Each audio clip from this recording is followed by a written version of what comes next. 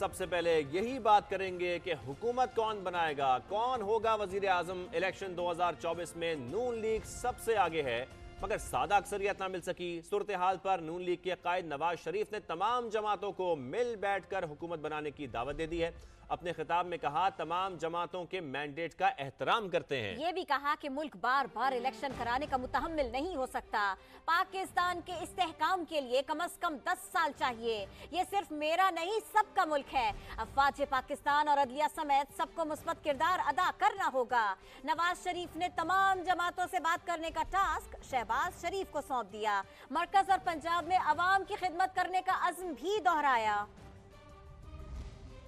हमें सिर्फ मरकज में अक्सरियत नहीं मिली, पंजाब में भी माशाल्लाह हम सिंगल लार्जेस्ट पार्टी हैं। मरकज में भी खिदमत करेंगे, पंजाब के अंदर भी आप सब की खिदमत करेंगे। सब पार्टियों के मैंडेट का एहतराम करते हैं, चाहे वो आजाद लोग हैं, हम उनको भी दावत देते हैं। इस जख्मी पाकिस्तान को मुश्किलात से निकालने के लिए आओ हमारे साथ बैठो। जरूरी है कि दूसरी पार्टियां मिलकर एक हुकूमत कायम करें। बार बार इस बात के मुतहम्मिल नहीं हो सकते कि हम मुल्क के इंतखाबात करवाएं। मैंने शहबाज शरीफ साहब की ड्यूटी लगाई है, आज ही आसिफ जरदारी साहब से मुलाकात करें, मौलाना फजल रहमान साहब से मुलाकात करें, MQM के साथ मुलाकात करें, बताएं कि पाकिस्तान के मौजूदा हालात इस बात का तकाजा करते हैं हम सब मिलकर इस भंवर से किश्ती को निकालें। स्टेबिलिटी के 10 साल चाहिए कम से कम। जो लड़ाई के मूड में है ऐसे लोग, हम उनसे लड़ना नहीं चाहते। सियासतदान, पार्लियामेंट, अफवाज पाकिस्तान, अदलिया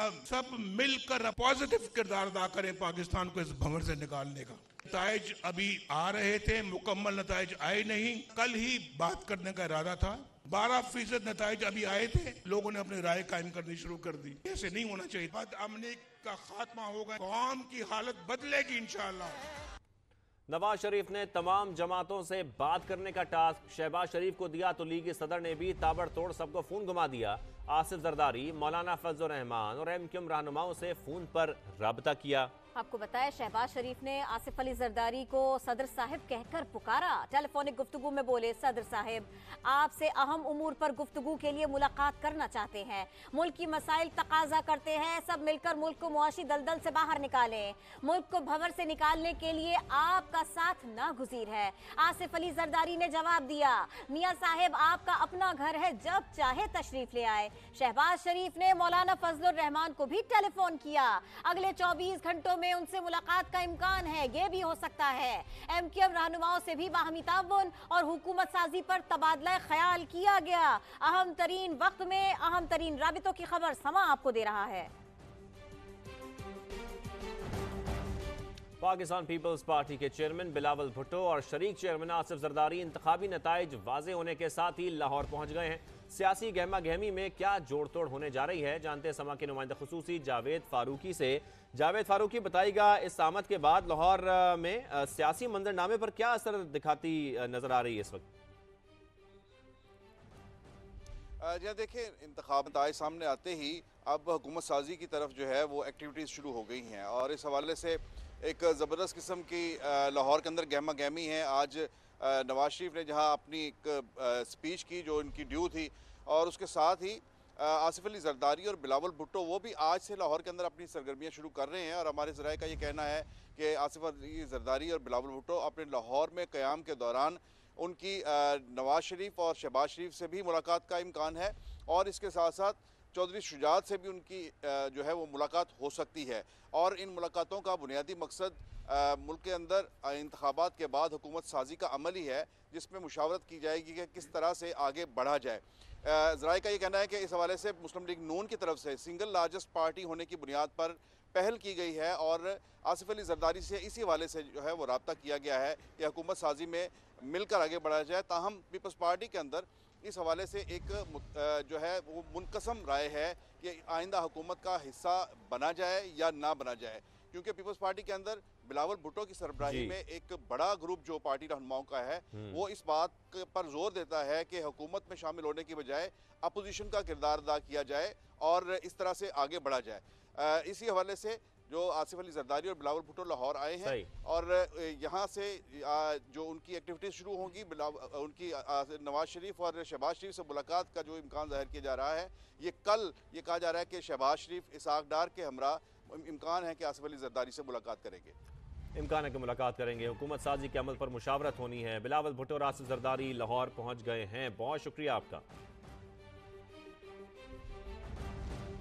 समा की नजर है इन राबितों और मुलाकातों पर। आम इंतखाबात, नून लीग की नजरें हैं विफाक पर। सेंचुरी की जानिब सफर। पंजाब पर भी गिरफ्त मजबूत। 143 सीटें जीत ली। कौमी असेंबली में मुस्लिम लीग नून 66 नशिस्तें जीतकर अक्सरियती जमात बन गई। पीपल्स पार्टी ने कौमी असेंबली की सीटों की हाफ सेंचुरी मुकम्मल कर ली। MQM पाकिस्तान ने 12 सीटें समेट ली। JUI 5 नशिस्तों पर कामयाब हो गई। मुस्तकबिल में हुकूमत का नक्शा होगा क्या? आजाद उम्मीदवार 94 सीटों पर कामयाब हो चुके हैं। सबकी नजरें हैं अब आजाद उम्मीदवारों पर। आम इंतखाबात, नून लीग की नजरें विफाक पर। सेंचुरी की जानिब सफर। पंजाब पर भी गिरफ्त मजबूत। 143 सीटें जीत ली। कौमी असेंबली में मुस्लिम लीग नून 66 नशिस्तें जीतकर अक्सरियती जमात बन गई है। पीपल्स पार्टी ने कौमी असेंबली सीटों की हाफ सेंचुरी मुकम्मल कर ली है। MQM पाकिस्तान ने समेटी 12 सीटें। JUI 5 नशिस्तों पर हो गई कामयाब। मुस्तकबिल में हुकूमत का नक्शा होगा क्या? आजाद उम्मीदवार 94 सीटों पर कामयाब हो चुके हैं। अब सबकी नजरें हैं आजाद उम्मीदवारों पर। इंतखाबी दंगल, बड़ी पार्टियों के बड़े पहलवान मार्का सर करने में कामयाब हुए। लीगी कायद 6 साल बाद ऐवान में जाएंगे। शहबाज शरीफ, आसिफ जरदारी, बिलावल भुट्टो और मौलाना फजलुर रहमान भी पार्लियामेंट का हिस्सा बन गए। सदर IPP अब्दुल अलीम खान भी पहली बार कौमी असेंबली में हल्के की नुमाइंदगी करेंगे।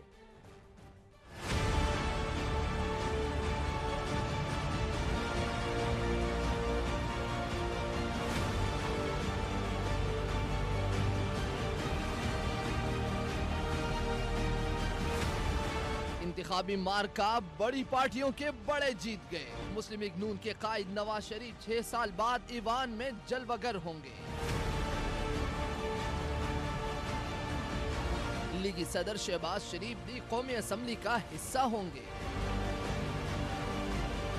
साबिक सदर आसिफ जरदारी की भी एक और बारी। Chairman peoples party Bilawal Bhutto भी दोबारा पार्लियामेंट पहुंच गए। मौलाना फजलुर रहमान 5 साल बाद अपनी सीट पक्की करने में कामयाब हुए। काब की भी ऊंची उड़ान, जीत गए अब्दुल अलीम खान। IPP सदर पहली बार पार्लियामेंट का हिस्सा होंगे। बैरिस्टर गौहर बुनेर से सीट निकालने में कामयाब हो गए। BNP के सरबराह अख्तर मेंगल भी ऐवान में अवाम की नुमाइंदगी करेंगे। मुत्तहिदा रहनुमा खालिद मकबूल सिद्दीकी भी कौमी असेंबली की नशिस्त जीतने में कामयाब हो गए। कुछ दिल भी टूटे। इंतखाबात 2024 में कई बड़े बुर्ज उलट गए। कई सियासतदान अपने होम ग्राउंड से ही हार गए। कौन हुआ कहां से आउट, आइए देखते हैं।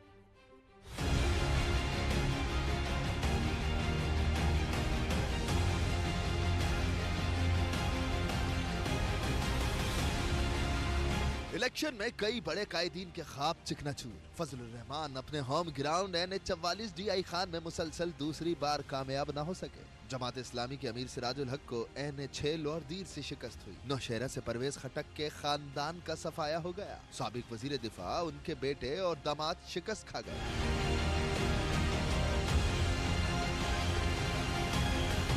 साबिक वजीर आला खैबर पख्तूनख्वा महमूद खान सवात से कौमी और सूबाई की दोनों नशिस्तें हार गए। NA15 मानसेरा से नवाज शरीफ भी जीत न सके। NA127 में अता तारण ने पीपल्स पार्टी के चेयरमैन बिलावल भुट्टो को शिकस्त दी। लाहौर के हल्के NA122 में साद रफीक को लतीफ खोसा ने हराया। मुस्लिम लीग नून के शेख रोहेल असगर भी शिकस्त खा गए। फैसलाबाद में राना सनाउल्लाह को आजाद उम्मीदवार निसार जट ने अपसेट शिकस्त दी। लीगी रहनुमा के दामाद भी सीट न बचा पाए। NA56 में हनीफ अब्बासी ने शेख रशीद को धूल चटा दी। साबिक वजीर आला पंजाब परवेज इलाही और उनकी अहलिया को चौधरी सालिक ने गुजरात में हराया। चारसद्दा में आजाद उम्मीदवार ने कौमी वतन पार्टी के सरबराह आफ्ताब शेरपाव का कौमी असेंबली में जाने का रास्ता रोका। एनपी के एमएल वली खान भी जीतने में कामयाब न हो सके। एनए 22 मर्दान में आजाद उम्मीदवार से हारने के बाद एनपी रहनुमा अमीर हैदर हुती पार्टी ओहदों से मुस्ताफी हो गए। इस्तेकाम पाकिस्तान पार्टी के पैटर्न इन चीफ भी कोई सीट न जीत सके। एनए 149 और 155 की दोनों सीटें हार गए।